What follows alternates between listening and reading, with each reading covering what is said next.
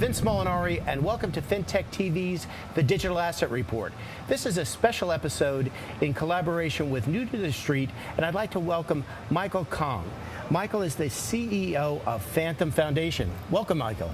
Thanks for having me. Really appreciate the opportunity. Well, welcome to the iconic New York Stock Exchange. Special episode today in collaboration with New to the Street. A great day for us here. I'd love you to tell us a little bit about what's going on, maybe a little background on the Fantom Foundation and what you've been up to. Sure, yeah. So my name is Michael Kong. I'm the CEO of the Fantom Foundation. And what we do is we work on our own ecosystem called the Fantom ecosystem. It's its own, like, what we call like layer one blockchain. So it's its own chain. It runs its own unique consensus engine that is able to process transactions, multiple transactions simultaneously, as opposed to, like, say, one transaction at a time or one block at a time, unlike Bitcoin and Ethereum. And that's connected to the smart contract engine that allows people to write all sorts of different applications. So when you think about the use cases of smart contracts, you think about decentralized finance, you think about like NFTs, you can do that same sort of activity on Fantom, but at like a much lower cost while still maintaining security than, say, an alternative platform like Ethereum. So as I understand it, big differentiator, solving for pain points of speed, multiple transactions, but really, I think one of the big things I hear all the time is the greater reduction in cost to execute in using your system. Yeah, that's right, because what's unique about our technology and what we spent about 1.5 years developing, and we launched the mainnet on December 2019. So it's been running really, really well for the past 2.5 years. Is we've been able to create our own consensus engine that allows you to process these transactions simultaneously. It's called asynchronous Byzantine fault tolerance. So that's a mouthful.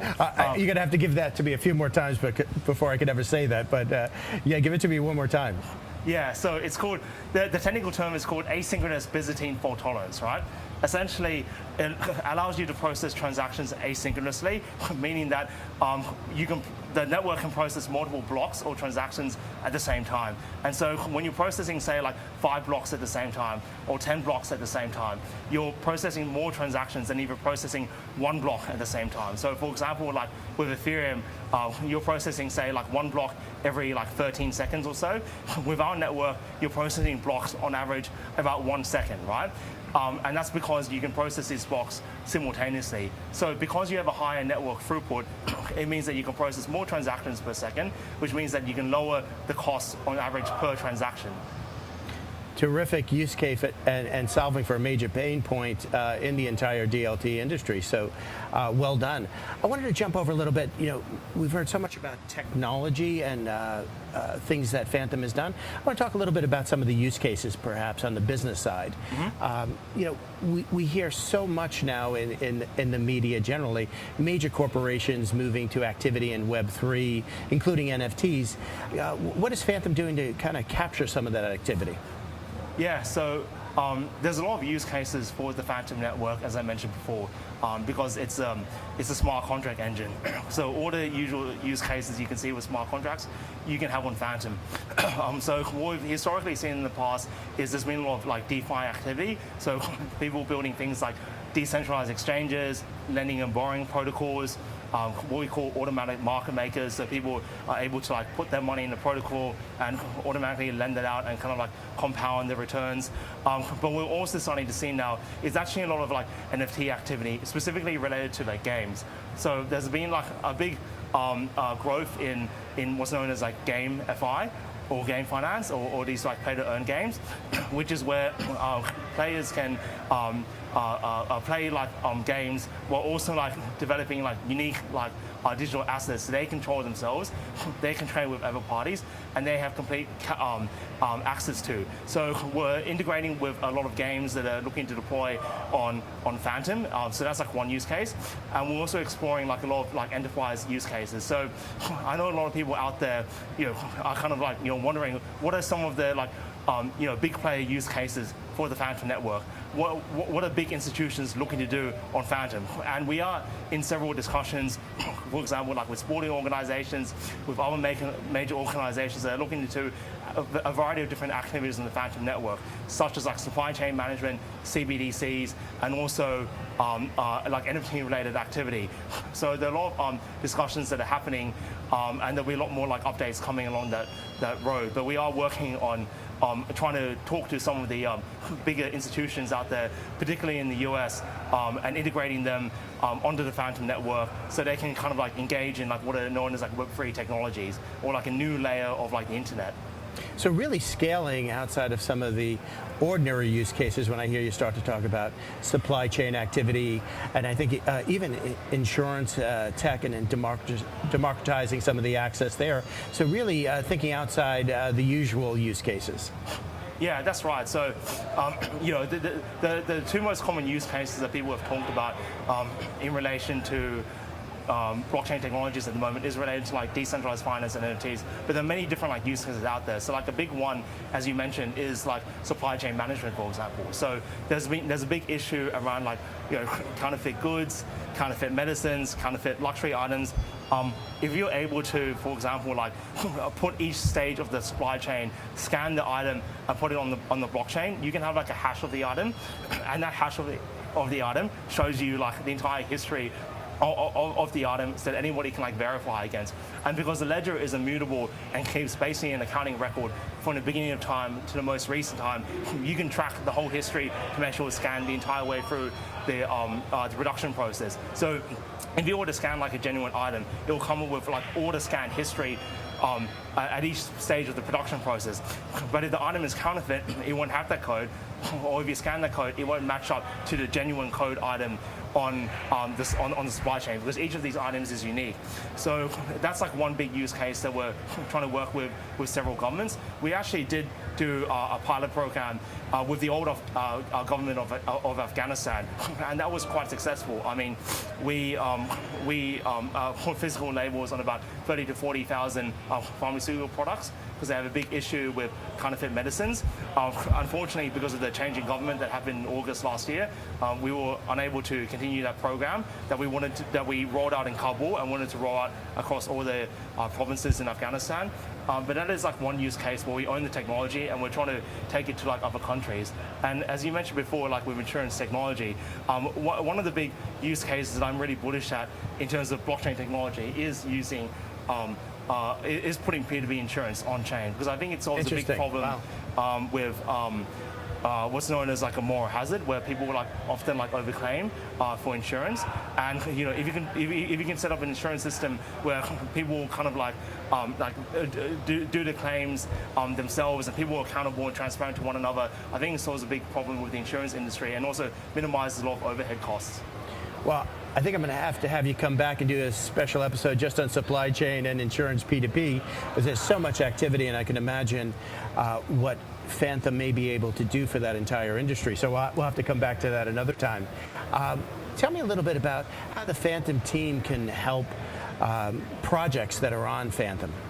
Yeah, so we can help projects in a variety of different ways. So we have like a number of team members out there who talk to a lot of projects virtually on a daily basis, and we can help you know, from technology to marketing to finance. On the technology side, we help projects like integrate onto the Fantom network.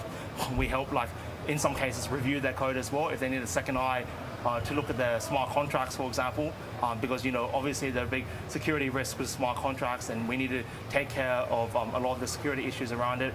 We also have like a continuous smart contract auditing system coming out as well that will help people continuously monitor smart contracts for any bugs that may appear there.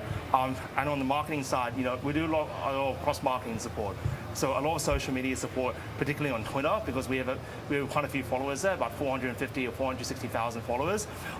We do a lot of promotions sometimes with like our crypto and traditional media partners if we're able to get out there. So we can help projects in a variety of different ways.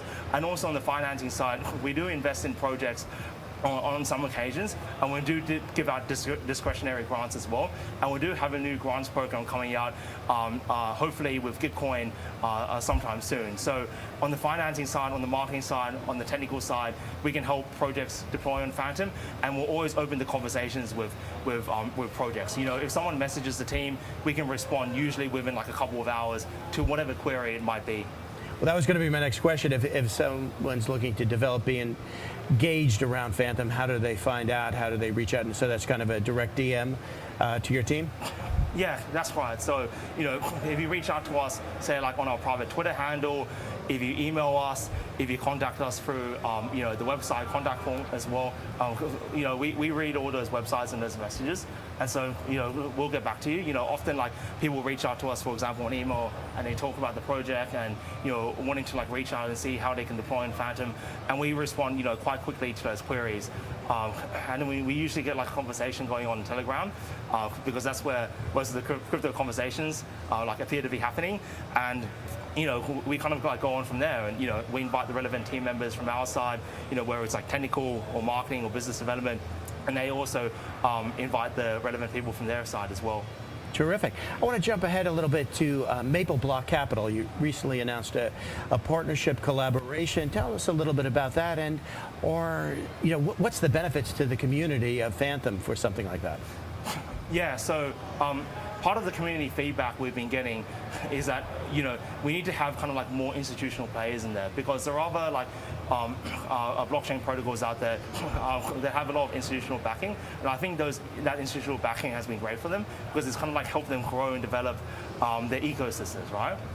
Because these institutions have capital, obviously, but they also have like a lot of connections as well that can help help projects grow and thrive on the ecosystem, which is exactly what our aim is on Fantom. So we're setting up like a whole like ecosystem of like institutional players as well, and Maple Block Capital is just like one of them, and there are several others as well that we've signed agreements with that will be coming online, that we'll be announcing publicly, and they're there to really like help our projects in the Fantom ecosystem. So obviously from like a capital raising point of view, they're very interested in like what sort of projects are available on the Fantom ecosystem that might need some like financial support that can do well over like a period of time. But they also want to connect projects on the Fantom ecosystem that are interested in to other players out there, connections that they have in the industry and connections that they have in the crypto space as well. So we've kind of like listened to the community feedback, and we are building like an ecosystem or series of partnerships with institutional players out there to really just help support projects on the Fantom ecosystem. So it's great. Sounds like real-time action from the feedback to the community and expanding the community as per Maple Block, one of many in the queue, without sneaking ahead to some other announcements that you may have coming. Congratulations on that. I hear a lot about many platforms doing things like hackathons to engage the communities and really kind of get deeper feedback. Is Fantom doing anything similar? Yeah, so we're going to be we're planning on launching a hackathon towards the end of the year.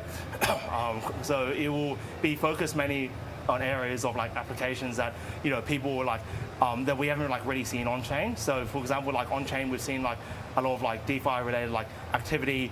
I want to like try and explore different use cases that we haven't really seen across like different platforms out there. But I think it could be like very, very useful, in particular on the Fantom platform, solving use cases. So one of the ideas, for example, is like around insurance technologies. We talked about maybe supply chain management and like other ideas that we'll be announcing soon as well. In addition to that, we are going to be having more local events as well. So we have hired a new events coordinator called Andy Byrne. He helped us plan, for example, our activities in Consensus as well. He helped organize that. So he'll be organizing or helping to coordinate local meetups as well later in the year and also to next year as well. Because I think coming out of COVID, it's important that we have these kind of like person-to-person interactions. I think other platforms have been able to do it successfully, and I think we kind of want to replicate what they've done there, because I think having those person-to-person meetups really helps build a more like integrated community rather than just like talking heads online and that sort of thing. It's just like a different like level of experience. So that's something that we're also focused on as well. No question. Great to have some in person back, and even getting to do this interview in person now is just a whole different dynamic. Yeah, I mean, like being from Australia and being locked down and the borders locked down for so long, it is really great to be able to travel around now. So yeah, it is amazing. That's great. So talking about some new additions, your old professor, Bernhard Scholz, has joined working on your smart engine contract technology. Talk to us a little bit about that and why that's so important as an addition for Fantom.